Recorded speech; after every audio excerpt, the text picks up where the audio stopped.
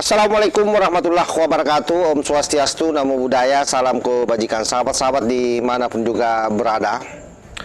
Untuk pertama kalinya ya, Bang Refli Harun muncul di depan publik. Kali ini dia konferensi pers, sahabat.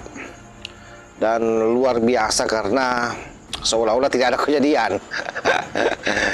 Apa yang dilakukan oleh Refli Harun ini menggandeng para purnawirawan TNI, biasalah.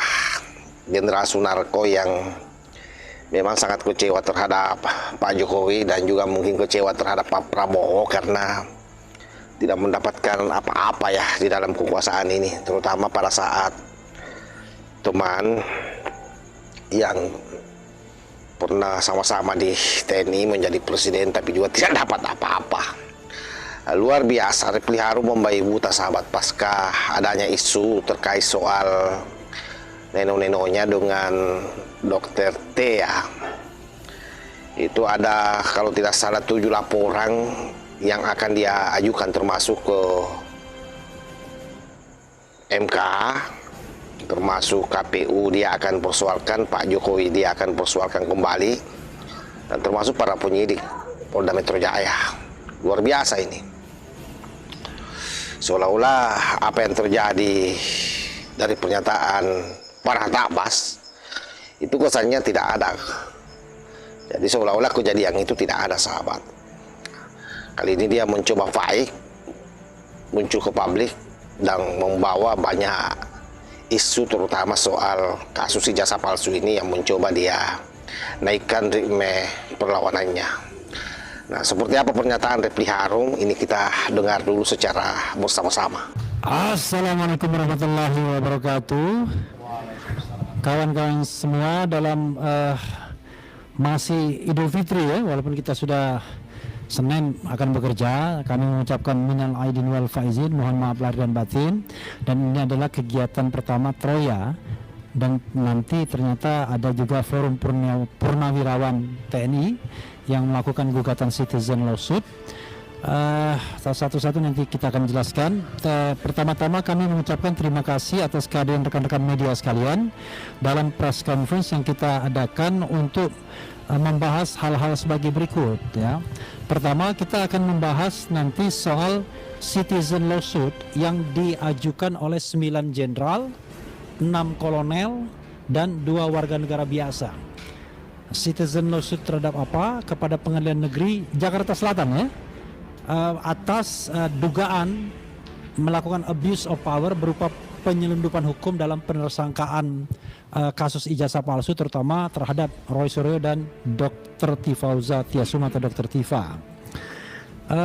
Hal berikutnya yang akan kami sampaikan adalah soal tuntutan kami agar Polda Metro Jaya melalui PPID-nya itu menyampaikan permohonan kami akan daftar 709 alat bukti atau dokumen yang disita Polda Metro dalam rangka menetapkan tersangka.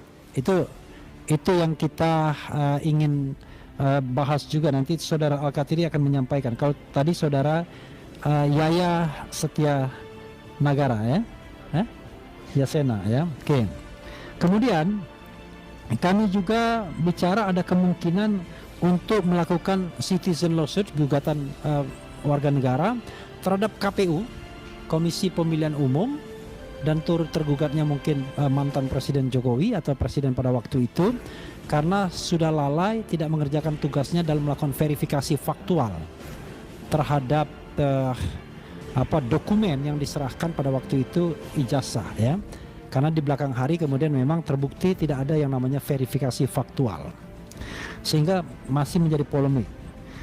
Berikutnya kami juga akan menyampaikan soal kemungkinan melakukan gugatan perbuatan melawan hukum terhadap mantan Presiden Jokowi, karena setelah putusan dari Komisi Informasi Pusat, yang namanya ijazah itu adalah dokumen publik. Sebelumnya dokumen publik, tapi diperkuat lagi dengan putusan Komisi Informasi Pusat, dan ada kewajiban dia untuk melakukan disclosure yang sampai hari ini tidak pernah dia lakukan, bahkan ketika ada kesempatan di citizen lawsuit Pengadilan Negeri Surakarta.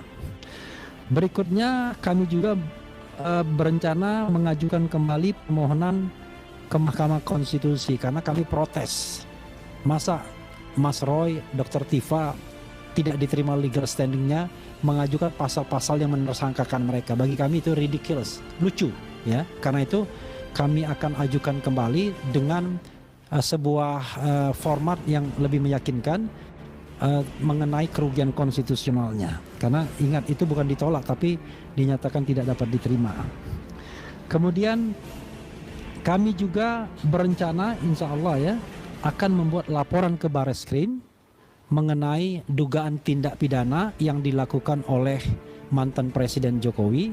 Karena mantan Presiden Jokowi setelah kita memperoleh bukti yang cukup mengenai ijazahnya dari KPU, baik KPUD maupun KPU nasional, terlihat ada kejanggalan-kejanggalan yang diduga itu merupakan tindak pidana.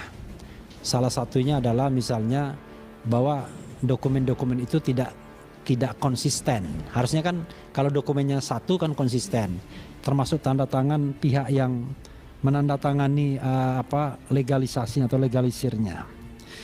Kemudian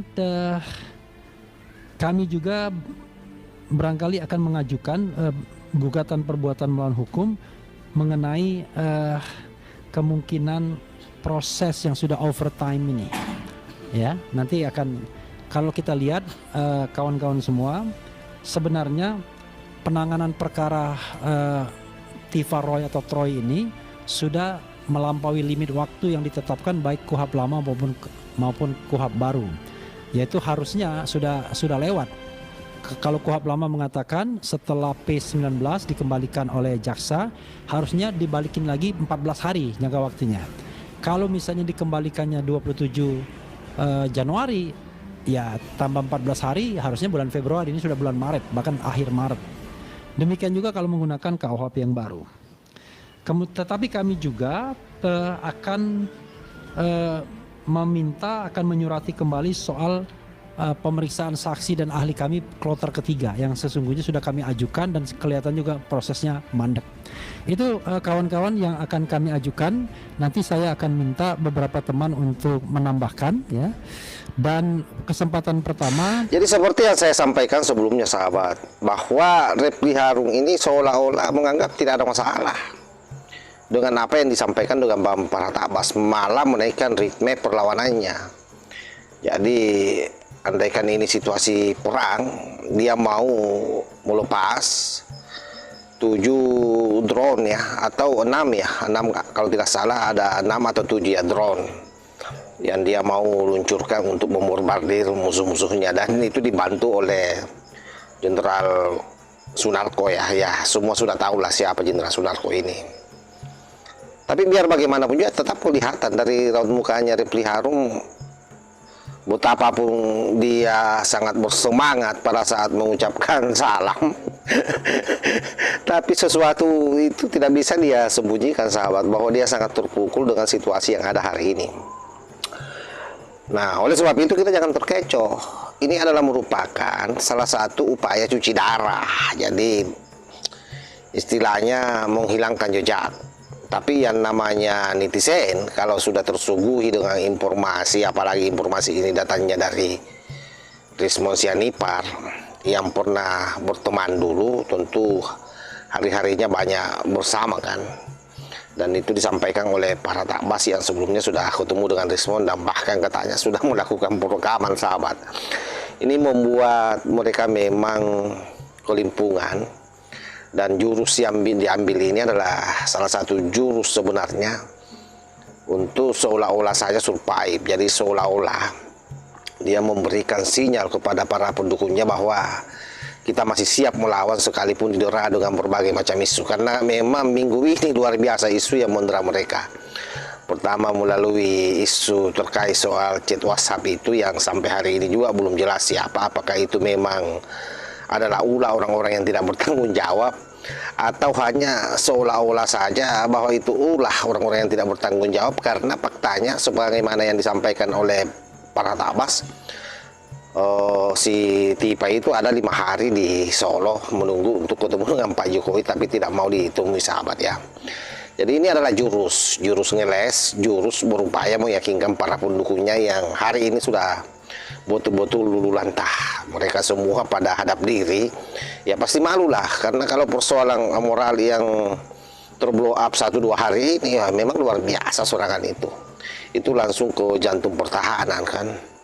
Apalagi ya sekelas pengacara heroik seperti Bang RH ini sesuatu yang menurut saya sangat memprihatinkan lah. Orang sekelas ini mau dapat fitnah dunia kalau betul-betul ini hanya fitnah ya. Tapi untuk membuktikan itu sekali lagi seharusnya Refly Harun serius menyikapi persoalan yang hingar-bingar hari ini terkait soal yang disampaikan Bang Farhad Abbas itu. Bukannya seolah-olah Surpaip mau memberikan perlawanan yang hasilnya juga sudah kita tahu bahwa itu akan zero semua. Apalagi kita dengar informasi kasus yang di Polda Metro Jaya sudah mau P21 dan bulan Mei kemungkinannya bersih dan sahabat. Saya kira demikian sahabat ya, mudah-mudahan video singkat ini ada manfaatnya. Saya berharap sahabat-sahabat semua tetap konsisten menjaga sikap ya, jangan sampai seperti mereka so bermoral kalau bicara, aduh luar biasa, seolah-olah dialah yang memiliki ini kebenaran. Tapi memang benar-benar Tuhan itu maha adil dan tidak pernah tidur sahabat. Dia akan membongkar aibnya orang yang selama ini sebenarnya sudah dibantu ditutupi, tapi karena terus saja ngeyel menyerang orang yang diam, orang yang sabar, akhirnya inilah efeknya. Saya kira demikian. Wallahul muwaffiq ila aqwamit thariq. Wassalamualaikum warahmatullahi wabarakatuh.